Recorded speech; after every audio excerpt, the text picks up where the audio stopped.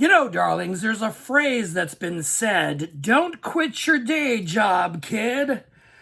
Well, who needs advice like that when you've got dreams like mine? Said no one but me. Welcome back to New Job, Who Dis?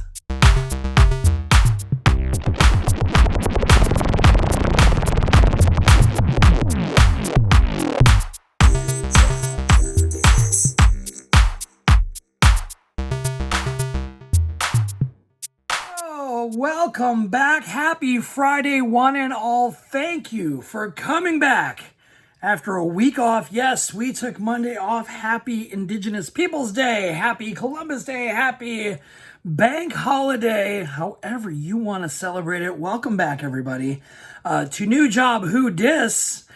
I'm Halston Boddy, your prism of excellence, as seen guiding the shining queen of championship wrestling from Hollywood on the United Wrestling Network, and also on Primetime Lives, brought to you by the United Wrestling Network and the NWA. So please check your local listings. Look on Fight TV. Check out CW30 Wrestling on YouTube and the United Wrestling Network for all of your Halston Boddy and Heather Monroe needs. We are there for you. I appreciate you coming back. If you are new here, welcome to the chronicles of my life filled with jobs and dreams and hopes and aspirations and all of the successes and failures that come with it, along with the salad dressing of what was I thinking. Because really, you've got to understand the psyche and the where was my head at when I was doing these things and chasing these goals. And boy, what a ride it has been. We are, I want to say halfway. We're at episode 26. To my 10 listeners out there, thank you for coming back. We are here hot and fresh and ready on YouTube. If you are watching me, hello there. And if you are listening on iTunes, Apple Podcasts, or the Podbean Network, any of the places, Spotify, that you can find this podcast, I appreciate you listening. So let's get to it. To catch you all up, to refresh your memory, we are riding into the 2006-2008 era. We are currently working at Gamefly, along with my domestic partner. Oh, yes, we've moved up from boyfriend status now that he is living out here in LA. We are living together, being domestic, so why not partner up? Great. That was in 2006, I want to say, 2005, 2006, when he visited. It was great. Hey, we're starting a life together. Fantastic. And we're working together. Even more convenient. Hey, we get to drive to work together, talk about and commiserate about work together. Work as a team. Great. Hopefully one of us won't get promoted. What? And so, that's where we were. I'm also riding 3 different trains right now in the stand-up comedy world, that is. Meaning I'm currently working as a stand-up comic, but I am in the middle of not liking or liking less and less the notion of being labeled or put into a box of being a gay bear comic. Again, look it up if you need to, but we don't have time to explain. Come with me.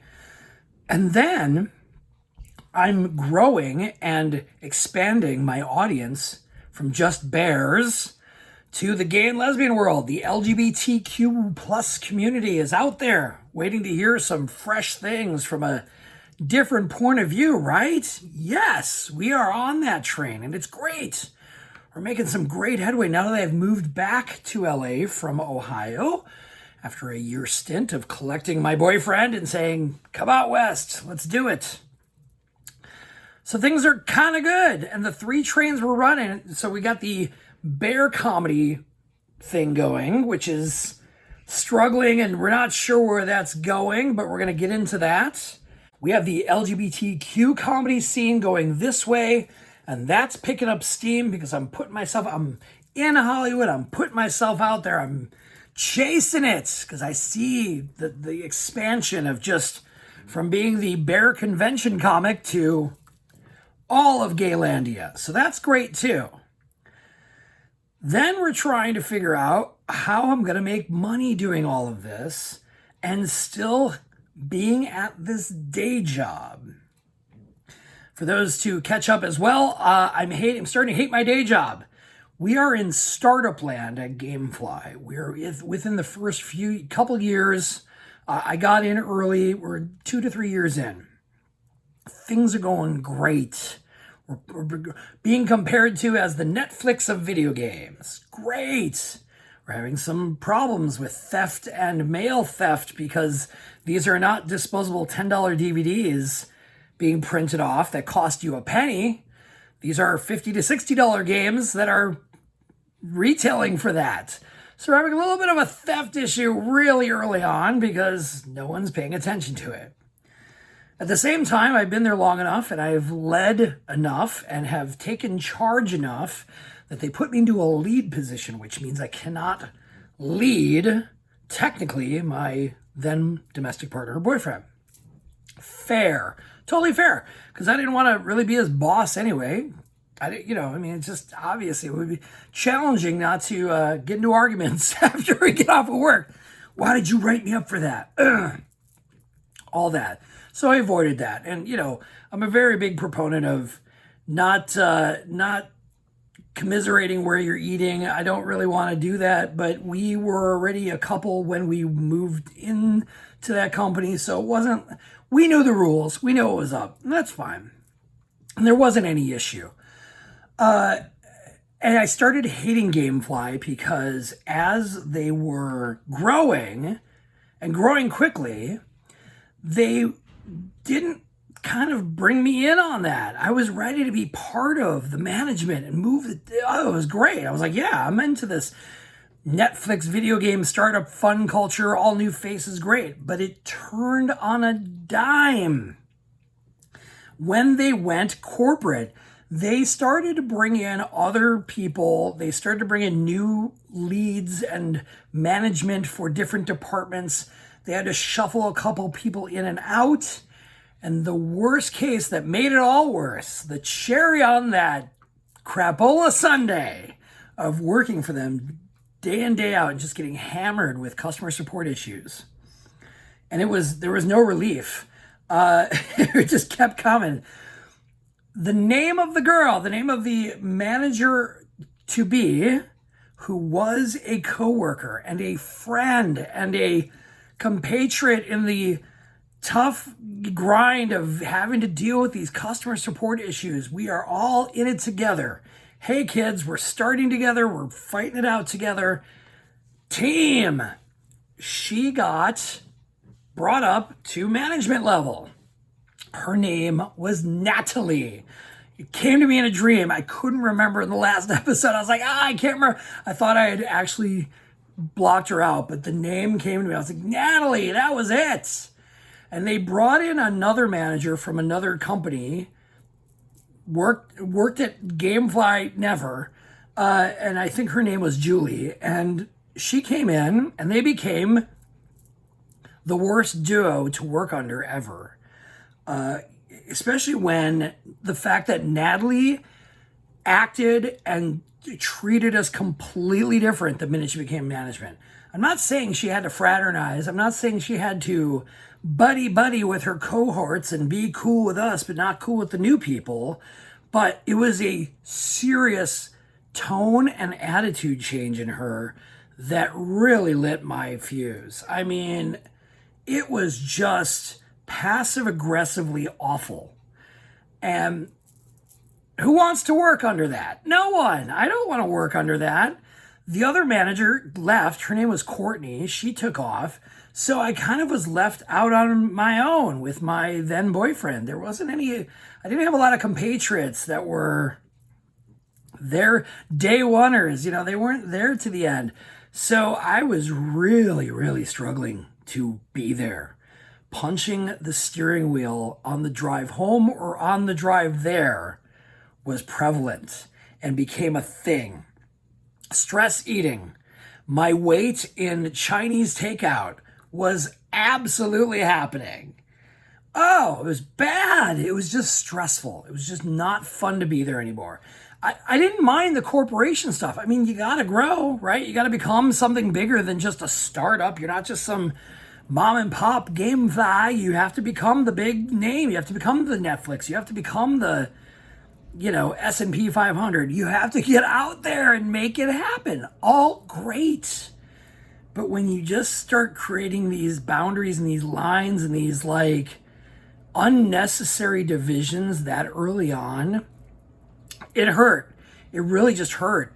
And at the same time, comedy was happening. I was just getting out there. I was doing bear events. I was doing gay and lesbian events. I was getting out there. It was happening and starting to grow, and things were moving and shaking.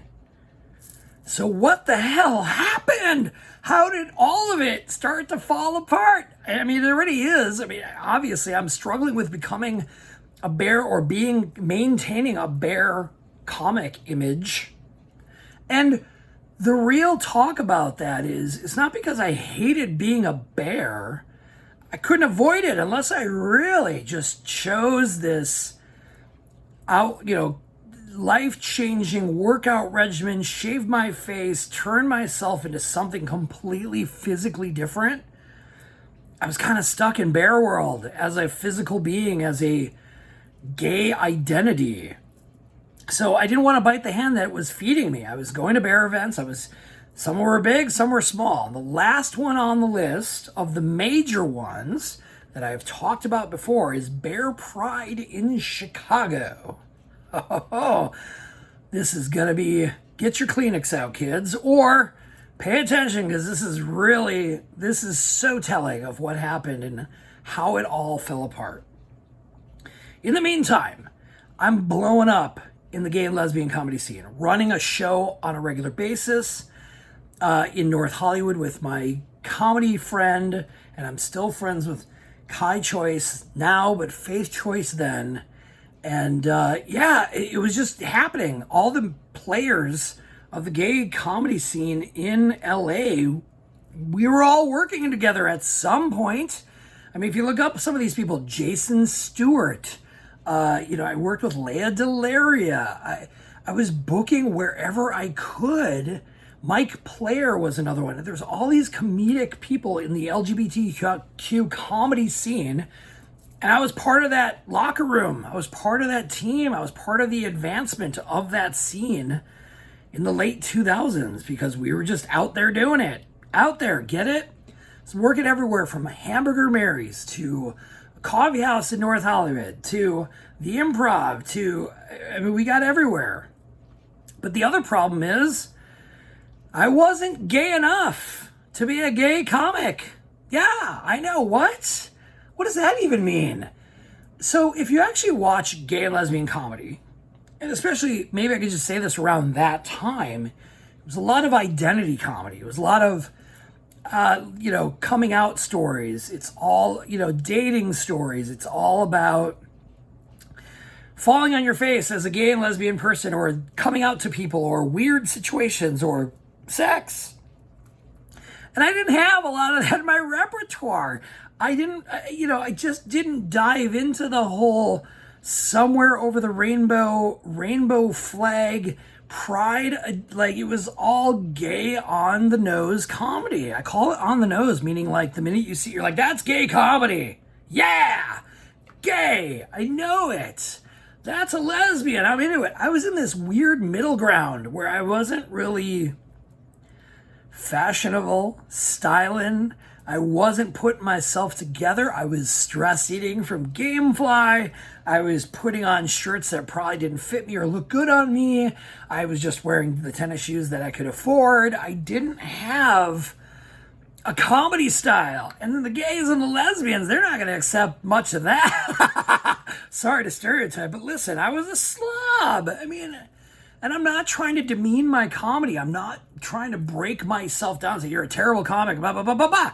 No, I had things going and things were moving in the right direction. Choo choo, here we go. So I saw it. I saw an opening. I had to take it. I had to figure out what I wanted to do with my life. And so in the middle of all this identity struggle as a comic and probably just as a person, and the strife that I was dealing with on a day-to-day basis, dealing with Gamefly and the Natalie and Julie combo that were just tearing me in half because I loved working for the company, but I hated working for them all of a sudden. And that's where it had to end.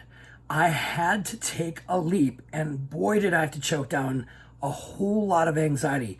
Because realistically, I had just moved my boyfriend out to LA a year and change ago, maybe, yeah, around that. And he's working, we're working, double income, no kids, we're doing great. And I decide, because I cannot handle the day-to-day anymore, I cannot handle the 40 hours of grinding in a place I don't want to be in. I decided that I needed to quit, and I needed to just get out there and full-time chase and pursue entertainment and comedy and whatever I can do to get away from working 9 to 5. Well, well, how about that? I decide to do it. I tell my husband, my boyfriend, that we weren't husbands. I tell my domestic partner, hey, I got to do this. And he agrees, and he sees it, and he understands. He has a job. He's not quitting his job. He's not losing his ground. Great. That's fine. So I take the leap. And the first thing I didn't have was a huge safety net. I had a little bit of credit going on. That was fine. Didn't have a lot of, barely anything in the bank savings-wise. Oh, flying by the seat of my pants. And during this time, not only do I start really getting more and more into the gay and lesbian comedy scene, I start getting more bookings. It blows up in about a year and changes. I want to say a year and a half, 2 years at most, but I want to see within about two. Let's just safely round up within 2006 to 2009, but mostly in that 2007 to 2009 era. Things were hot. Things were popping. Things were working, and we were into it. Comedy, banging it out. Plus, how do we supplement that? We're not getting paid a lot for comedy. In fact, a lot of those rooms I wasn't getting paid at all. What? Working it out, making it tight, keeping those sets working and moving the material constantly. I was grinding, but I wasn't producing, I didn't find my audience yet. And so while that's happening, in a safe 2 years' time, I want to say this. This is what got me further than what I ever thought was possible. And it's going to go fast because there's not a lot of, I could expound on every little moment of blow up and where it, I ended up in that time opening up for Margaret Cho for one show and Kelly. Remember Shoes? Remember the YouTube video Shoes? Yes. I opened up at the El Matador in Los Angeles for Margaret Cho. What? I ended up on being on this first Out for Laughs DVD and show that got produced with some amazing gay and lesbian comics that have been around much longer than me. Some new ones that are still around because they didn't, they still kept on the gay and lesbian comedy scene. I ended up being in a book. I ended up somehow getting involved in a book writing project of gay and lesbian comics. And I had been beating the scene for at least 5-6 years, so they invited me to do it. Great. Oh my God, things are happening. I'm getting booked in places like the Improv for a gay and lesbian show. Wait a minute, I bombed. Oh, okay. Not as smooth as we thought. I totally bombed a gay and lesbian show because I was not feeling myself. I didn't know who I was. I was playing to an audience that wanted me to come out and on roller skates with a rainbow flag tied around my neck, shaking a tambourine and telling, sex jokes. And I was there trying to do my comedy, my weird, quirky internal monologue. This is working comedy. And it worked in places. Don't get me wrong. The comedy I was doing worked. It just did not work for this audience. It was a bomb. It was painful. Sweated through my dress shirt. Why was I wearing a dress shirt? So things moved really fast. I was booking and things were rocking. To supplement that, I didn't have a safety net, as I said, so I had to start taking up acting, extra work, gigs as a PA, production assistant, odd jobs wherever I could take them. There was a couple times I took a job in a corporate setting and I left immediately because I was like, this is not where I tried, I gotta go back. I can't do this. This is the worst. And we'll get to those coming up in the next. This is gonna be a longer parter. So at the same time, while I'm being successful and while I'm growing in the LGBTQ comedy community, and by all accounts, I'm making it. I'm getting invited to things that I'm like, what? How is this happening? The bear decline is on the absolute quick rise. I have one more gasp of gasoline in the tank that is going to also completely change my perspective and completely end an era for me. However, to get there, we have a couple more things to do. One, let's talk about, so I got Gamefly. I leave Gamefly, and I left with middle fingers in the middle of, I had to leave that place. Angry. Natalie and Julie decide to write me up for some sort of, I'll be honest, snarky customer conversation via email or chat or something. I'm certain I will take the blame that my frustration, anger, anxiety, stress came out. I'm not going to say I was completely innocent. However, the way they handled it was so immature and was so... Are you talking to the person who has been the customer support leader for the last couple of years at least? Are you talking about somebody who has advocated for changes for the better for the team? Are you talking to the same person that worked side by side with you through the roughest parts of Gamefly? And you're going to look at me across the table like that and be kind of passive aggressive and mean about writing me up? That was the last straw. And we had this private meeting, and it was with Julie and Natalie, and I let them write me up. But at the end of it, I said my piece, and I made Natalie cry. Oh, yeah. Listen, if you were there, I don't want to say she deserved it, but I had no remorse, and I had no empathy, because the treatment that I had been getting in this awful, rude, passive-aggressive managerial way that, again, was a turn of the dime from sharing music files and being cool and hanging out, this is fun, we're friends and working, to I am now your enemy, was just, I had to let it out. Because after they professionally wrote me up and everything, did all their little song and dance, yours truly said, off the record, Natalie, and this is for Natalie only. So if you're not Natalie, keep scrolling. No, I told her, I said, we used to be friends. I just want to let you know that. We used to be friends. I'm not, and I said the same kind of thing. I'm like, listen, I understand your position does not allow for all this fraternization and levels of just can't be buddies with one of the employees, but not the others. I get it. But your attitude and the way you're treating me is just crap. It's just pure crap. And yeah, she cried because she knew it was true. Listen, I wasn't trying to be mean to her. I was telling her the real tea and said, listen, how you're doing this is terrible. I quit. Chasing all these dreams, chasing all this thing, moving along. Hey, we're booking stuff. Hey, we're booking spec commercials. Hey, we're getting extra work. We're doing things and moving the wheel forward on this entertainment branding. Branding wasn't even really, I mean, yes, it existed, but it wasn't what it is today with social media branding and trying to build your brand and hires 100 ways to get followers. It was MySpace, LiveJournal, and then we just started barely getting into Twitter and Facebook. Barely. So rough seas. We're in this weird gap.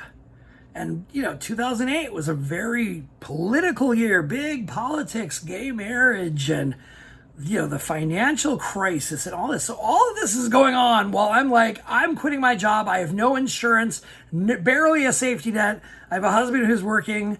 Worst case scenario, we have to cash out or do whatever. We have to do whatever to survive. We're going to do it because I want to chase this dream. I'm so angry. I need to make this happen. Doing it. The bear comedy scene. So I decide after doing enough bear events, and I still had bear pride on my radar, that me and a couple of the musician friends that I had met in Nashville doing a few of those shows and performing with those guys in other venues too, like these other guys like Kendall and this other gentleman named Shannon and Elijah, and all these bear musicians were also traveling to other events as well. And so instead of being, I guess, cornered or bastardized to just be a bear convention comic, or seeing that there should be some level of maybe bear level entertainment without the expensive weekend hotel stay and events happening at bear events. Because again, I experienced the worst of it, or at least I thought, at the last Dallas, Texas Bear Roundup that I performed at, where I was booed. But I was also not set up for success at all. Not blaming them. I was off my game comedy-wise as well, because I wasn't in it. I was just like, why am I doing this bear event?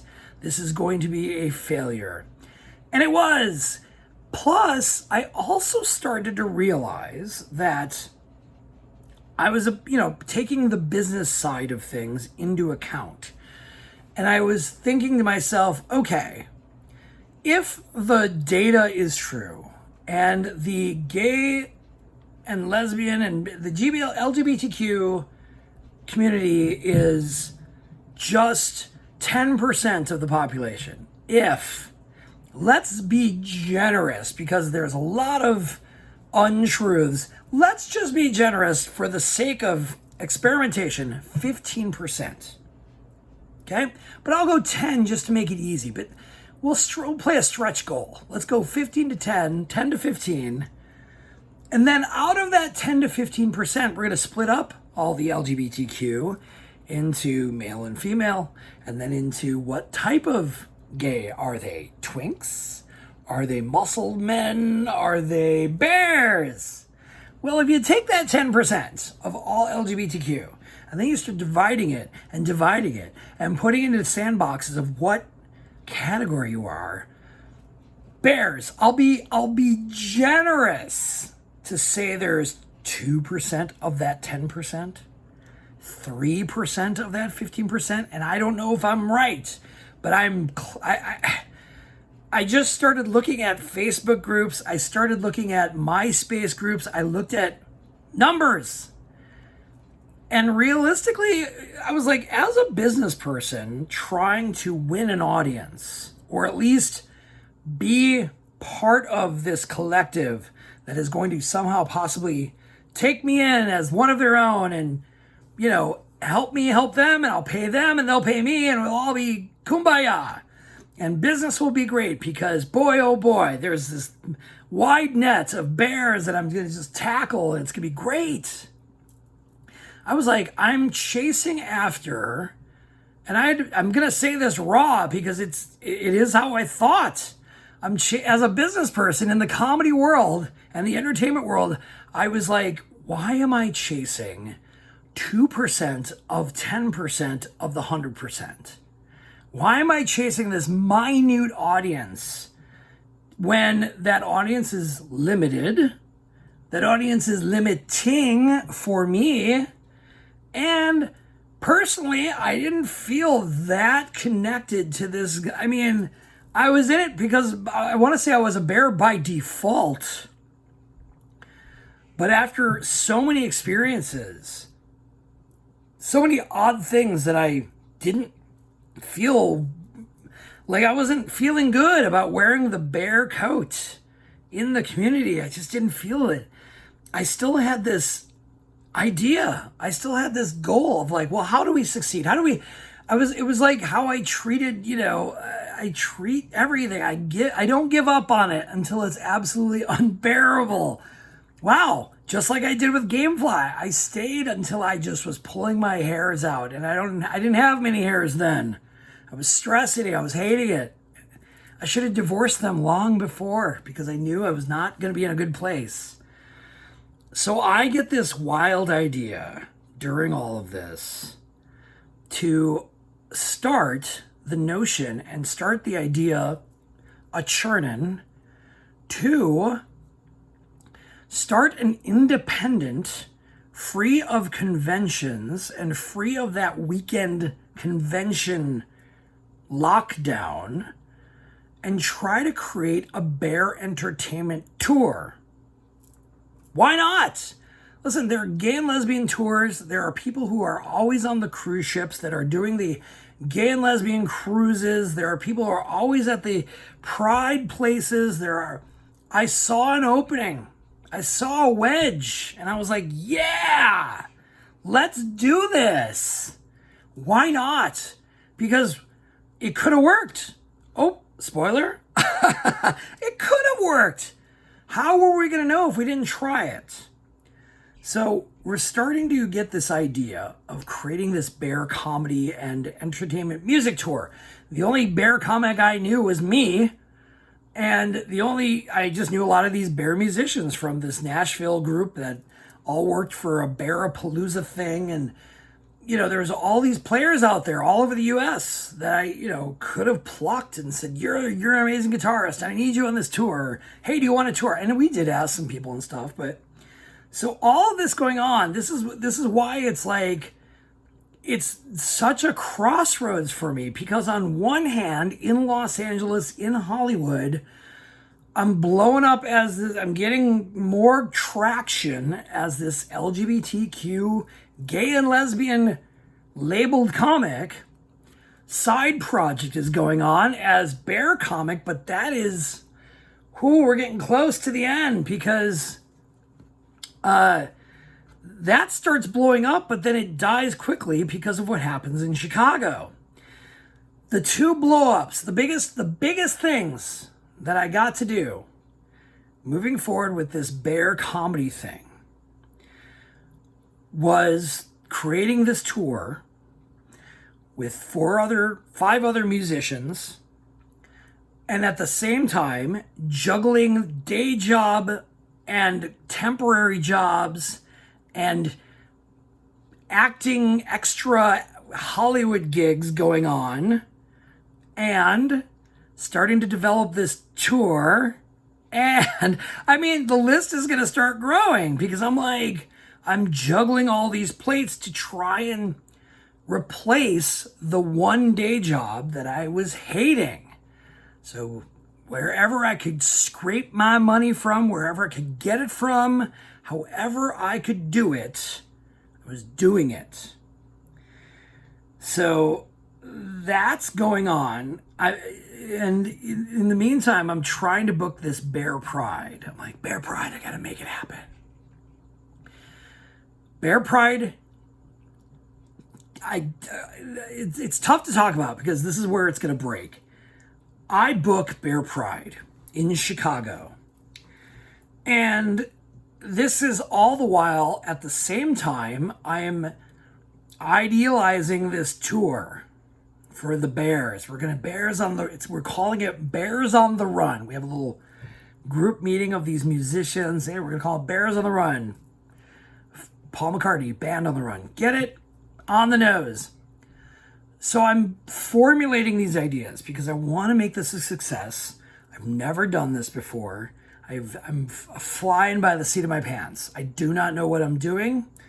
But the success notes in LA are giving me all the confidence in the world that I can do this.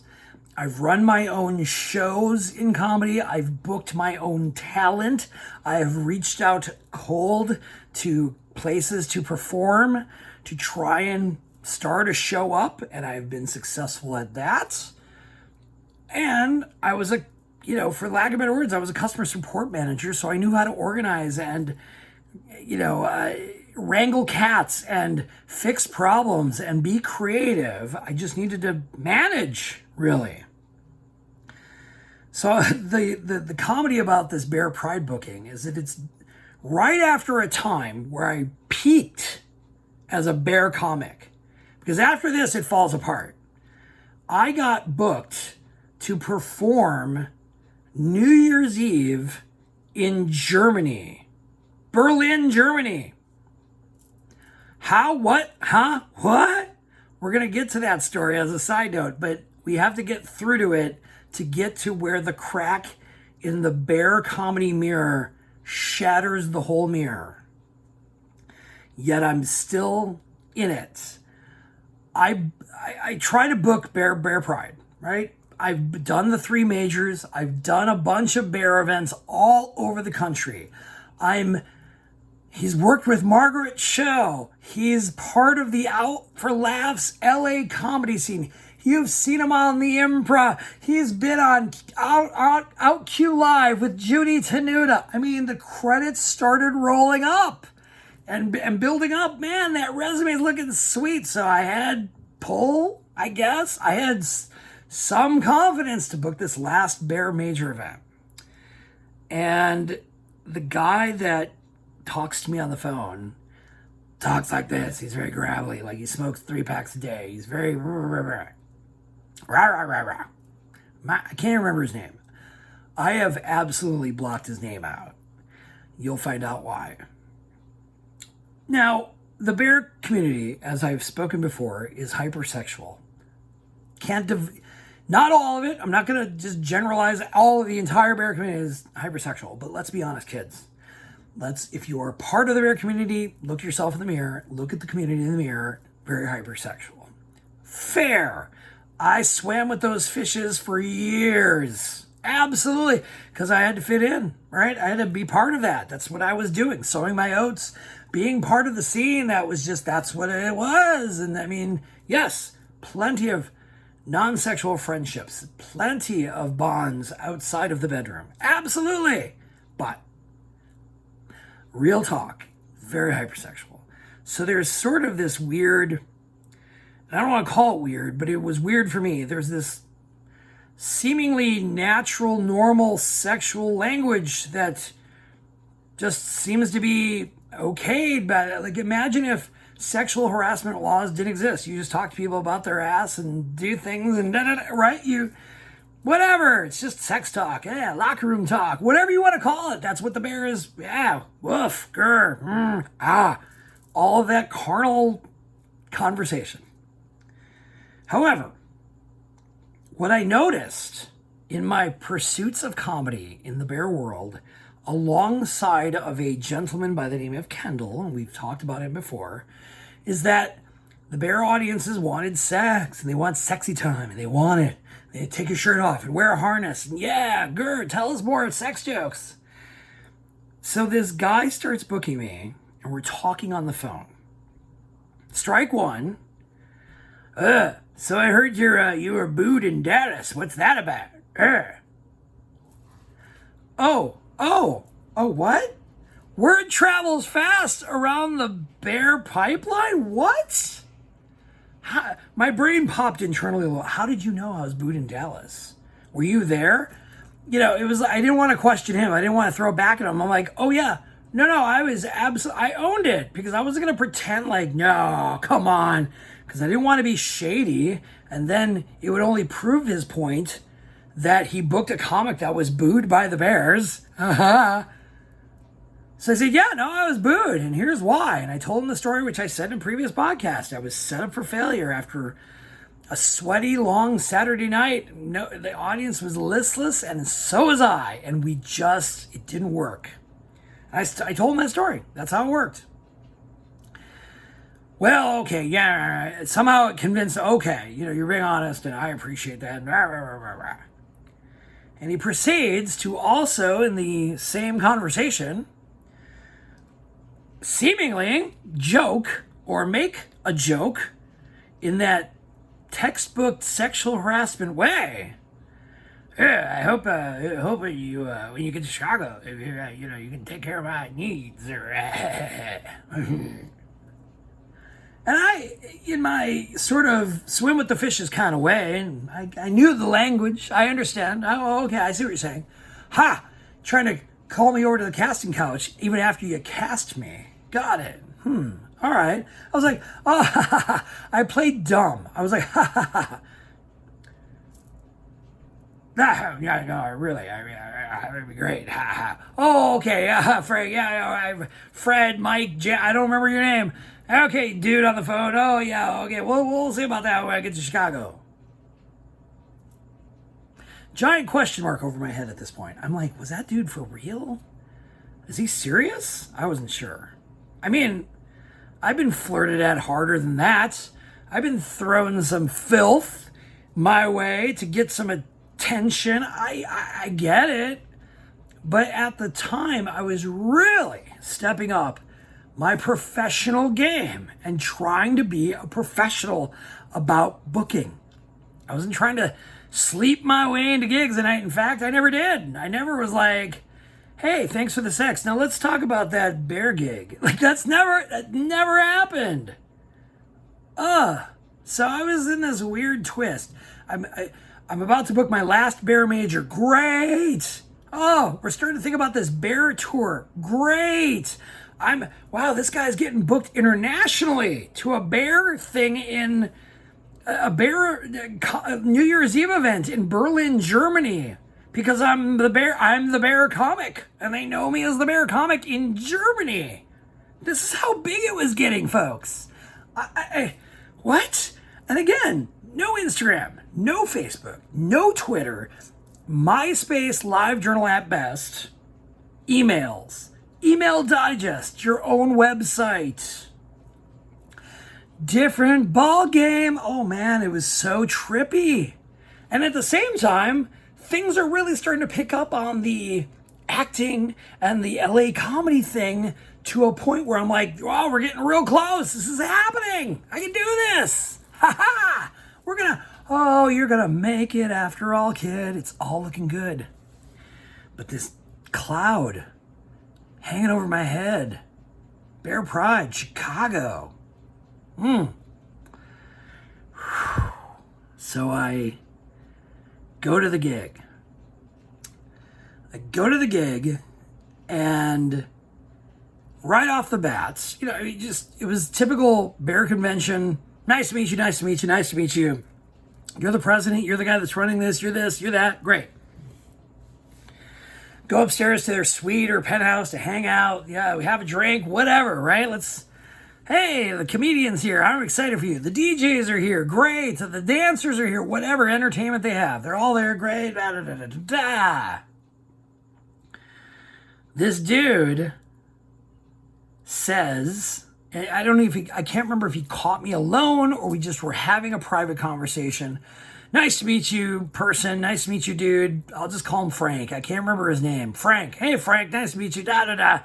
It's so great to see you. I hope you don't get booed. Oh, God. Thanks for rubbing that in. What the hell?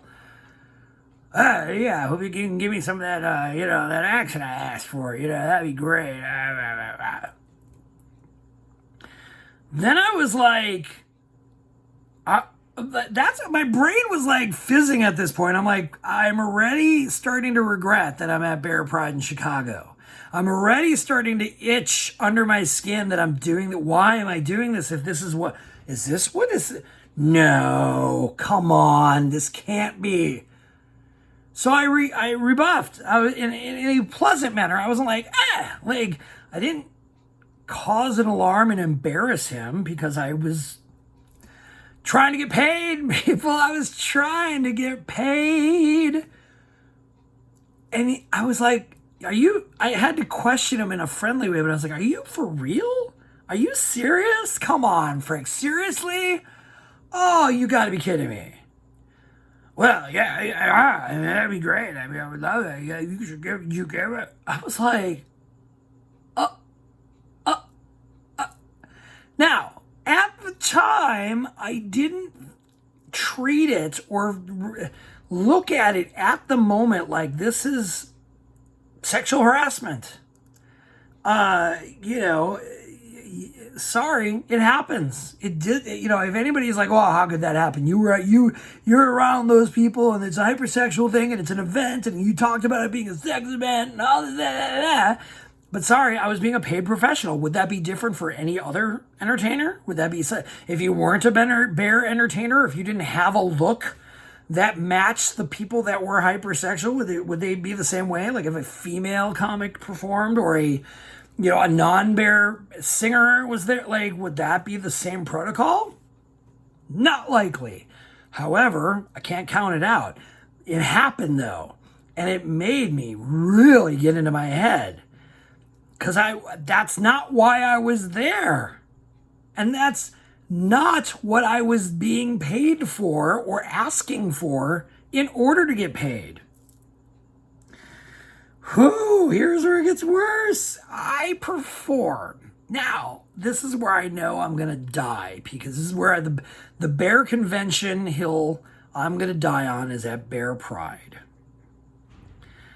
Because they do the same thing, and I realize this is why I can't do bear events anymore. Not from the sexual harassment, but they set me up for failure once again. A stand-up comic on a sexually charged weekend, and you are booking me on Saturday night before the dancing and before the DJ at the place where one of the main big come one, come all dance parties all night long, 5 hours of drinking and dancing and poppers and harnesses and bear energy, and you're going to put my unkept, sloppy, unsure of himself in my head now, booed at a previous convention for the same kind of setup, and that's where it's at.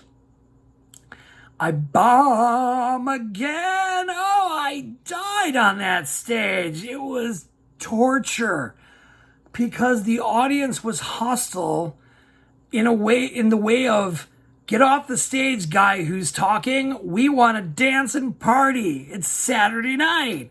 It wasn't because my comedy efforts were crap. Trust me, I was losing it as the set went on. It was unraveling in front of me. It was the worst. I got through it somehow, choked it down, started working the room. I mean, it was just anything I could possibly do to bring them back. Dead on arrival. The worst ever. It was just painful. And that was the night that I was like, I can no longer do bear events. But here's what made it worse. That guy who booked me, not only did I have to chase him down for my payday, and chase him down in a way of making sure I knew when and where I was going to get that check. It was only $500. It was the last $500 I made off of a bear convention in my life. And I got that squared away, so I wasn't worried about having to chase it down and never getting paid because I didn't do the job that I was supposed to do and I wasn't there. I did the job. Wasn't a great one, but I did it. But what made it worse is that I got retaliated on. And I've never told this story. I shared it at the time a little bit when it happened to very trusted people, but this has never happened. And when I look back, it was textbook sexual harassment. For no reason other than his own pursuits. After the show and after everything, I got some weird messages from him saying that the DJ that I was working after, or that worked after me, after my set, my crapola set, apparently he was talking all sorts of mess about me. Talking some smack about yours truly as a comic. Why is that guy here? Blah, blah, blah, blah, blah. All this alleged talk about me behind my back to this Booker guy. Okay, so, really? So I approach online, I reach out to this DJ guy. Hey man, were you talking filth about me? I had heard from this Frank dude, you were all sorts of, piss and vinegar about me, yeah. Guess what? He wasn't. What? What are you talking about? Why would I talk about you? I had no idea. I did it fairly. I didn't point a finger at him, but I was like, tell me if this is true or not. This is what I was being told. And this guy adamantly said, I didn't say any of that. And it made sense to me because why would a DJ need to care about a comic? Okay, yeah, I wasn't popping. I wasn't making the room hot. But I wasn't killing his vibe. He got on the ones and the twos and made it hot because he's a DJ and people want to dance. They did not want to hear a schlubby, underdeveloped comic. They did not want it. And this guy who I would not put out for as part of whatever this unspoken booking for the last major bear event decided to just put it out there that this guy wanted to cause drama to me, for me, at me, because I was not playing along. And it didn't hit me until later. It didn't hit me for like another year afterwards because I was still fuzzed out about these conventions and how it's just not fun anymore. And especially with that setup and punch, just the worst. But I was still DIY. I was still out there chasing the comedy because I still had one more pursuit in that bear path, and that's that tour, that Bears on the Run tour. I also have to talk about the struggling days of what I had to do in between all these comedy pursuits and taking this weird leap of faith off of a bridge with no safety net. A little safety net. But I have to talk about, I have so much more podcast to do, but we're going to, in the next couple episodes, talk about how I sweated through the next 2 years or year and a half of juggling quick jobs, getting extra and acting work when I could, and continuing the chase of this dream of not having to work a 9 to 5, hoping that somehow it's gonna work. I'm putting all my possible efforts that I think I have at the time into this. And it's hard because here we go. First giant crack in that bear comedy pursuit mirror.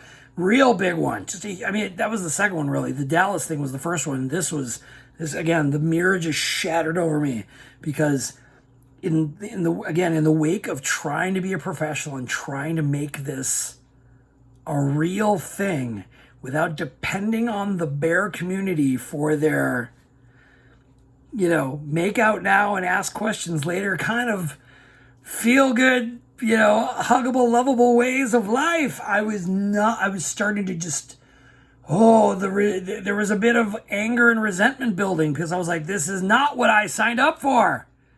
So I try to shock the system and break it by creating this tour, this bear tour to see, hey, gay and lesbians, hey, LGBTQ plus representation, we're out here. We're bears and we mean it.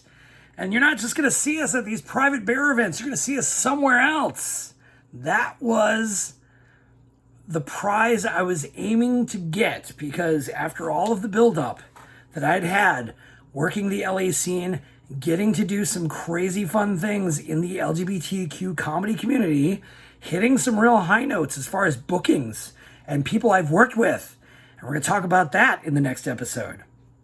But it was the balloon that was gonna pop sooner or later, and it sure as hell did.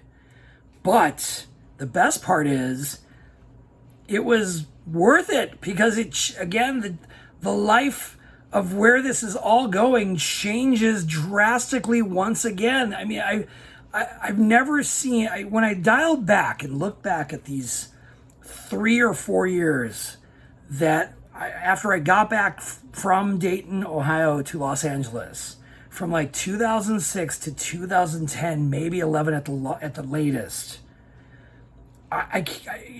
So many things happened. So much stuff exploded for me. So many opportunities opened and changed my entire existence.